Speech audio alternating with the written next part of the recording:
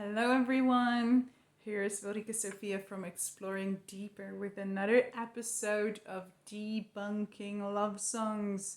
So we all grew up with songs and fairy tales and stories around us, and many of them speak of love, and also many of them speak of quite a dysfunctional way of loving and relating. So we're going to debunk some of those, and today we're going to look at neediness. Neediness is that feeling when you feel needy. It's that feeling that you need someone else, this lurking feeling of unrest inside you, and that you need something from someone so that you can, relax or get your needs met. And when you encounter someone who feels needy, some people call it like this energy vampire. It's like someone like unconsciously or consciously, but without consent, trying to get something from you. And in many spiritual circles, neediness is quite a bad word. If you are needy, it's not a compliment, on the contrary.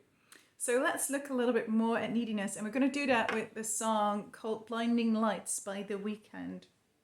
So here we go.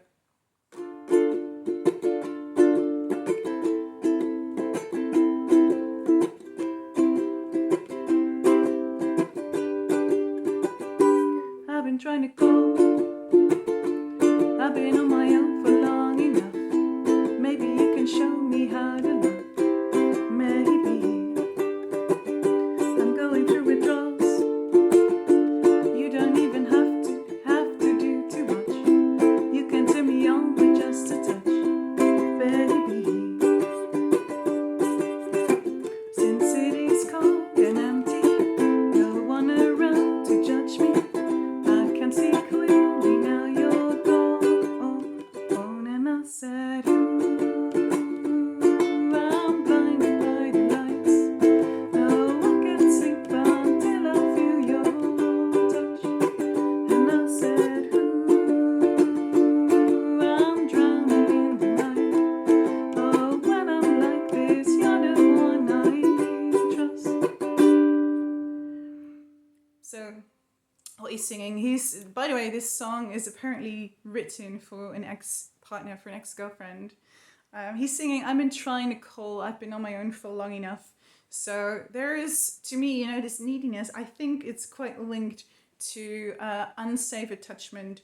So mainly probably more linked towards the anxious attachment style. So people have a fear of being abandoned. And in here, he's singing, I've been trying to call, I've been on my own for long enough. So he has been trying to call. Apparently she didn't pick up the phone because he's not singing about that. But he's been trying to call. So he's been trying to reach out, trying to connect, trying to create communication. And then he says, maybe you can show me how to love. Maybe. Maybe you can show me how to love. I can't do it myself, so maybe you can show me. I'm going through withdrawals. That is actually spelled out anxious mechanisms. So when we withdraw, if it's withdrawal from contact, I must say, if he's withdrawing from contact, that's absolutely something anxious people often do, is when there is no contact. So he's been trying to call, she didn't pick up, he's been going through withdrawals. And then he says, withdrawing is actually a mechanism. I will explain a little bit more. Withdrawing can be a strategy to actually get someone else to come closer to you, like refusing to connect, refusing to speak, refusing to connect. So it's kind of like a victim kind of situation where you go back and be like, oh, poor me, see how far away I go. But it's kind of like pulling out the other and trying to get them to connect to you. Then he's saying, you don't even have to do too much. You can turn me on with just a touch, baby. which is so much in the anxious, needy side of things. Like, I need you, but you just, I don't need that much from you. It's very easy. You can absolutely do that for me. It's just this tiny little bit. I just need one touch and you'll turn me on. One touch. And then you show me how to love. That's what he's singing, sort of. And then he's singing, since it is cold and empty, there's no one around to judge me. I'm curious where that comes from. So there's a fear of judgment. There's a fear of what other people think. So maybe he knows that he's wanting something and that he's actually trying to get it somehow, but he's afraid of what people will think. I can't see clearly when you're gone. I need you. Without you, I cannot see clearly. I can't face life. I need you. There's nothing sad about what she wants in this whole song. And the chorus goes like, I'm blinded by the lights. No, I can't sleep until I feel your touch. I need you. He's singing again, I need you. I'm drowning in the night. When I'm like this, you're the one I trust. I need you. Without you, I'm not safe. Yeah. Right? All right, let's go a bit on, and then I'll share a little bit more about neediness and why neediness is not needs. What makes the difference? I'm running out of time, 'cause I can see the sun light up the sky. So I hit the road in overdrive, baby. The city's cold and empty. There is no one to judge me. I can see clearly now you're gone, and I said, I'm blinded by the lights. No, I can't sleep until I feel your touch. And I said, I'm drowning in the night. Oh, when I'm like this, you're the one I trust. I'm just walking by to let you know I can never say it on the phone. We'll never let you go this time. I said, I'm blinded by the lights. No, I can't sleep until I feel your touch. And I said, I'm drowning in the night. Oh, when I'm like this, you're the one I trust. So it's running out of time. So this is an important part of where the difference between needs and neediness come in, because we all have needs. We need human interaction. We need food, we need water, we need a safe place to live, and we need sex and touch to procreate, to keep our species alive, right? So we have needs, and we all have different needs, things that we need in life, and there's nothing wrong with that. There's nothing wrong with having needs. It's human. My friend Steve Pavlina writes an amazing article about this, and I will link that in the comments or below this video.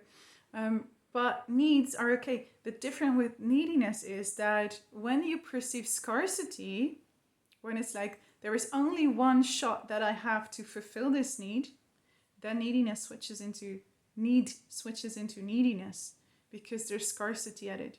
Or when you're like, I'm not capable of this, but here I can fulfill this need. Or you see a person, you fall in love with someone, and you think like, this is the only person who will ever really love me. If I lose this relationship, I'll never be loved again. So that is neediness, is adding this scarcity to the need.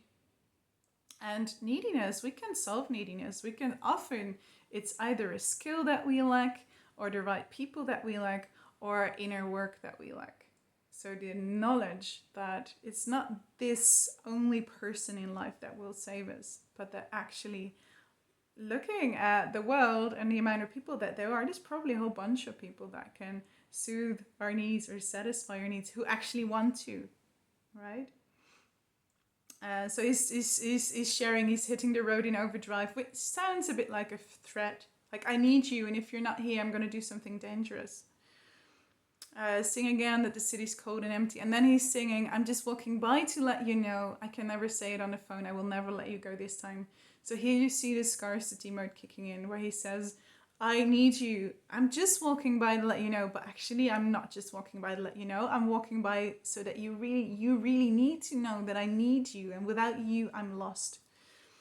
I will never let you go this time. You're the only one who can ever love me again. And then he's singing again that he's blinded by the lights. So if you're listening to this and you're like, oh, I actually have some neediness in me. I'm clinging on other people to feel whole, to feel safe, to feel loved, that you might, take a breath, take a step back and notice in your body what's happening, and notice, is it true? Is it true that this is the only person who can fulfill my needs? And also have a look at consent. Like, does this person actually want to fulfill my needs? Are they happy to do so?